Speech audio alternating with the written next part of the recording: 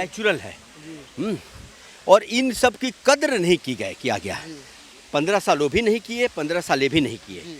आज तक शेर शाह का किला आपको मालूम है दुनिया का अजीबोगरीब किला है जी।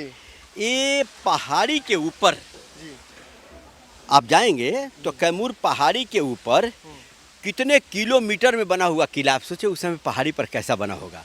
इतना दार्शनिक प्लेस है, इतना अच्छा स्थान है कि अगर पर्यटक के लिए रोड बना दिया जाए, रोपवे बना दिया जाए, तो वहाँ आपको मालूम है बिहार में पर्यटक से जो आमदनी हो रही है, जो विकास उसका होगा, उसमें सरकार को कुछ नहीं करना पड़ेगा, लोग आएंगे तो उदासीनता तो दिखाया उन्होंने। देखो मैं कुछ और बोल रहा हूँ, व्यक्तिगत छोड़ दो, सरकार के पास एक तो न तो विजन है न कॉन्सेप्ट है। 15 साल वो रहे तो अपहरण के नाम से जाने गए, ये रहे तो भ्रष्टाचारी सरकार के नाम से जाने जाएंगे। ये विज़न होना चाहिए। न तो आपने एजुकेशन में विज़न किया, न टूरिज़्म में किया। आप देखते हैं टूरिज़्म में कितना प्रचार प्रसार होता है। नरेंद्र भाई मोदी जब सीएम थे गुजरात के, कितना टूरिज़्म पर जोर था, उसके प्रचार कौन कौन हस्तियाँ करती थी। यहाँ कोई देखते हैं बिहार में चाणक्य की भूमि, चंद्रगुप्त की भूमि, बुद्ध की भूमि, सुनते महावीर की भूमि। हाँ, इच्छा शक्ति कमी सर क्या है, किस कारण? नहीं विजन नहीं है ना सरकार को। यहाँ तो सभी सरकारें जात पात के नहीं जात पात के नाम पर बनती है साहब। वोट लेना है, 5 साल राज करना है। हाँ, सेवा नहीं करते, राज करते हैं। और ऐसे ऐसे लोगों को मंत्री बनाएंगे, लोगों को जिम्मेवारी देंगे जो कुछ करने लायक नहीं है, समझे? तो उससे विकास तो होगा नहीं। अब इसी को बदलने की कोशिश हम लोग कर रहे हैं। अब देखिए मैं यहाँ कभी नहीं आया था, लेकिन मुझे मालूम है कि बहुत अच्छा पर्यटक क्षेत्र विकसित होता, क्योंकि पहाड़ी के अंदर है। तारा चंडी भी आपने देखा है। शेरगढ़ जाएंगे तो और लगेगा आपको और अच्छा। एक और है गीता घाट, जाएंगे वहाँ और अच्छा रहेगा। एक और कुंड है जहाँ लोग जाते हैं, पानी गर्म रहता है। और शेरगढ़ किला, तो ये सारी चीज़ें हैं, इसको विकसित करा। दूसरा देखिए, ये सोन नदी के किनारे भी है, कैमूर पहाड़ी भी है, ठीक है। और ये ऐतिहासिक पुरुषों की भूमि भी है। शेर शाह की नगरी है सासाराम।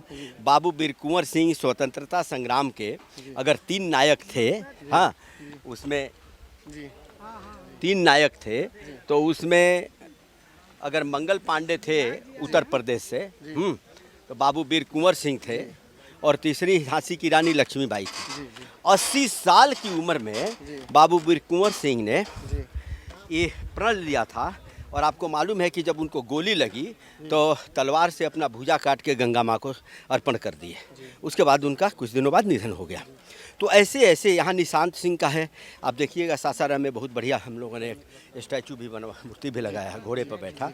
तो लेकिन सरकार इस पर कोई ध्यान नहीं दी, क्योंकि इस पर भी सरकार जात पात की राजनीति करती है, जो बड़ा ही दुर्भाग्यपूर्ण है बिहार के लिए।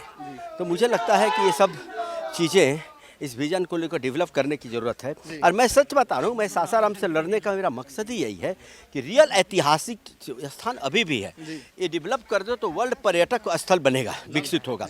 यहाँ पानी की कमी नहीं। आपको मालूम है डालमिया नगर फैक्ट्री था, एक फैक्ट्री में 35 प्रोडक्ट बनते थे, चीनी से लेके, डालडा से लेकर के, स्टील से लेके, हाँ, और उसको बंद करा दिया लोगों ने। तो क्या अच्छा, जहाँ फैक्ट्री चलती थी, एक गुलजार रहता था, उस समय यहाँ बिजली हुआ करती थी 24 घंटे। आप देखिएगा 100 साल पहले जो डालमिया नगर की सड़कें बनी है आज तक नहीं टूटी है। वो विकास करते हैं उसको, लेकिन उसको लोगों ने राजनीति करके बंद करा दिया। फिर रेलवे लिया उसको, फिर चालू करने की कोशिश की गई, आज भी राजनीति हो रही है।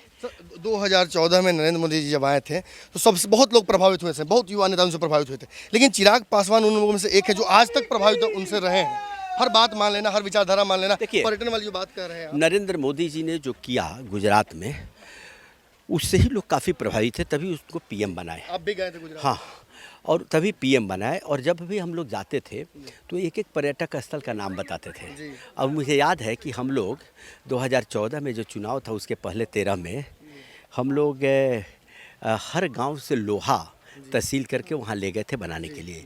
जो सवाल उठाया जाता था इतना खर्च, हर गांव से लोहा, उसमें था कि हर गांव से के लोहा किसान का, लोहा कौन, किसान जो हल चलाता था, और हर गांव की मिट्टी की खुशबू वहाँ रहे, क्योंकि ये यूनिफाइड इंडिया है। आप देखिए भारत को क्यों विविधता में एकता कहा जाता है। आप सोचिए हमारे ऋषि मुनियों ने और नेताओं ने पहले कैसे बनाया था इसको। केरल में नारियल होता था, हमारे यहाँ चावल होता था। नारियल का ऐसा कॉन्सेप्ट दिया गया कि पूजा में नारियल नहीं होगा तो शुभ नहीं माना जाएगा। क्यों? वो नारियल यहाँ आएगा, उसके बदले में उसको चावल गेहूँ जाएगा तो एक खाना पीना चलेगा उसका। अब देखिए, नारियल में अगर फूल नहीं चढ़ेगा पूजा में शुभ नहीं माने जाएगा, कि उस माली का भी ध्यान रखा गया, दिए वाले कुम्हार का भी ध्यान रखा गया। ये धार्मिक स्थल से आपको बता रहा हूँ, ये जोड़ने की बात की गई। उसी को लेके कर्पूरी ठाकुर जी ने ये आवाज़ उठा पचपनिया का।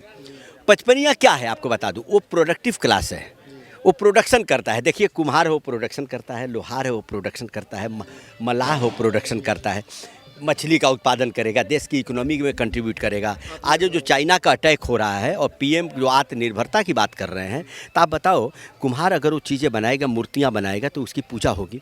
अब मूर्तियाँ भी चाइना से आ रही है।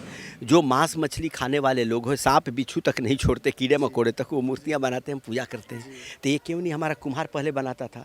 तो उसको लेके कर्पूरी जी, लोहिया जी और दीनदयाल जी कि निचले पायदान पर जो व्यक्ति है उसको रोज़गार दो। सब तो रोज़गार उसका आपने मार लिया, तो इस पर कौन ध्यान देगा? तो इन सब चीज़ों को लेकर के एक विज़न होता है, और मैं मानता हूं कि मुख्यमंत्री के बाद विज़न नहीं है। अंग्रेज तोड़ो तोड़ो मतलब आपको क्या बोलते हैं, डिवाइड एंड रूल, माने तोड़ करके बांट करके फूट डालो और राज करो।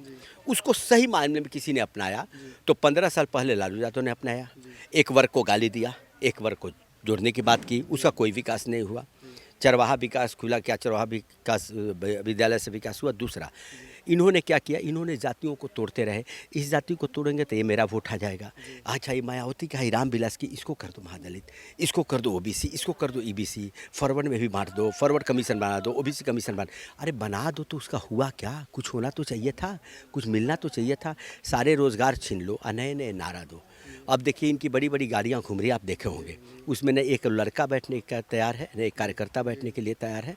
हाँ, हर आदमी उसको नकार रहा है। इनका एलईडी फेल है। सर, आपके जो विरोधी हैं, अब तो फ्रेंडली फाइट आप लोग, मुझे कैसे होगा पता नहीं, लेकिन जो विरोधी हैं आपके जदयू के प्रत्याशी, उन्होंने कहीं का वीडियो वायरल हो रहा है। क्या? अपने ही किसी कार्यकर्ता को आया वोट देने के लिए, तो उनका आपका वोट नहीं चाहिए, आपके जाति का वोट नहीं चाहिए। नहीं, क्या है ये, उनका दोष नहीं है, ये मानसिकता का दोष है, विक्षिप्त मानसिकता का। हम व्यक्ति को दोष नहीं देते हैं कि जिस पॉलिसी को लोग नीतीश कुमार चले हैं और जिस पार्टी से वो लड़ रहे हैं, तो वो एक क्यों बोल रहे हैं, पूरे जदयू का ही कॉन्सेप्ट है। हाँ, ये लोग जात की पार्टी बना दिए, चाहे एलजेपी, चाहे वो आपके लालू जी हैं, चाहे वो उस पर राजनीति करने लगे। वही मैं बोला कि आप लोग तो कर्पूरी ठाकुर के चेले हो, आप लोग तो जयप्रकाश आंदोलन के प्रोडक्ट हो, आप तो संघर्ष से आए थे। आपको एक सुख सुविधा कैसे भाने लगी? आपको तो सबके लिए लड़ना था, उन गरीबों के लिए लड़ना था, चाहे अगड़ा था वो पिछड़ा था। गरीब गरीब होता है साहब। हाँ, आप देखे हैं कि ब्राह्मण जो हैं, मिथिला के ब्राह्मण आपको दुनिया में खाना बनाते हुए मिलेंगे, तो क्या वो अमीर है इसलिए खाना बना रहा है दूसरे के घर में? तो गरीबी का कोई जात नहीं होता, इन चीज़ों को समझना पड़ेगा। ये लोग आए नहीं हैं, ये हम लोग आए हैं गरीबी से, किसान के बेटे हैं, हम लोग समझते हैं। कोई लोग दर्द, गाँव से जो आता है दर्द समझता है, पटना में बैठे लोग दर्द नहीं समझते। समझने वाले भी चकाचौंध में भूल गए कि आज सड़कें बनती है और टूटती सड़क रोज़ बनती है। आपको बताया ना, डालमिया नगर 125 साल पहले जो सड़क बनाया आज भी है। अंग्रेज़ों ने जो सोन पर पुल बनाया आज भी है। आज तो पुल बनता है, दरक जाता है। देखिए बनारस में पुल का रिपेयर हो रहा है साहब। पटना में 84 में इंदिरा गांधी ने जिस पुल का उद्घाटन किया वो रोज़ टूटा ही रहता है, रोज़ ओझाई होती है। जैसे जब बच्चा के जन्म से ही ओझाई होने लगा, बच्चे का भविष्य क्या होगा, वही हो रहा है। तो इसको रोकना पड़ेगा और इसके लिए विज़न डेवलप करना पड़ेगा, और उसी की लड़ाई हम लोग लड़ रहे हैं। और मैं मानता हूं कि अगर यही है, बीजेपी को पालकी ही ढोनी है, तो नीतीश की पालकी अब टूट चुकी है।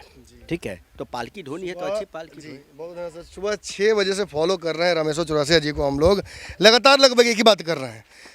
आत्मनिर्भरता की बात करनी हो तो बिहार आत्मनिर्भर बन सकता है, संसाधन भी है। जहाँ एक तरफ बिहार की जो सरकार है उनकी बात करें, नीतीश कुमार जी की बात करें या सुशील मोदी की बात करें, बार बार संसाधन नहीं होने की बात करते हैं। बिहार में इंडस्ट्रीज़ नहीं आ सकती हैं, बिहार में रोज़गार नहीं पैदा किए जा सकते हैं। इन सारे सवालों के अलावा उन्होंने 5 साल का समय भी मांगा है। लेकिन देखिए, विधायक जी हैं यहाँ तैयारी कर रहे हैं, रामेश्वर चौरसिया जी, बागी बोलिए या जो बोलिए, लेकिन विज़न तो कहीं ना कहीं है। साफ कह रहे हैं, पॉलिसी पैरालिसिस अगर आप रखिएगा, आपकी सोच बड़ी नहीं होगी। अगर आप युवाओं को लेकर, पॉसिबिलिटीज़ जो सामने हैं उनको लेकर अगर नहीं सोच सकते हैं, तो कहीं ना कहीं ये सारी चीज़ें बस राजनीति के लिए हो रही हैं। वो राजनीति जो कि बिहार लगातार देखता आया है, कोई फ़ायदा नहीं हो पाया है उससे। बने रही भारत लाइव पर, अभी रात तक फॉलो करना है इन्हें, क्या क्या कर रहे हैं, किन सभाओं में जा रहे हैं, क्या किन लोगों से क्या बोल रहे हैं, ये सारी चीज़ों पर हमारी नज़र रहेगी। बहुत माइक्रोस्कोपिक तरीके से इनको फॉलो कर रहे हैं हम लोग, क्योंकि कहीं ना कहीं बिहार में इस बार जो सरकार बनेगी वो पोस्ट पोल अलायंस के तहत ही बनेगी। अब लगभग सब कुछ तय हो चुका है, लेकिन समीकरण स्पष्ट नहीं हो पा रहा है। जनता किसके साथ है, किन समीकरणों पर वोटिंग होगा, कौन किस के साथ मिलकर सरकार बनाएगा, ये सारी चीज़ धीरे धीरे स्पष्ट होंगी। फिलहाल पहले चरण में रमेशो चौरसिया देखिए किस तरह से कार्यकर्ताओं के साथ अभी तुरंत तुतला भवानी माता का दर्शन करके आगे बढ़ रहे हैं।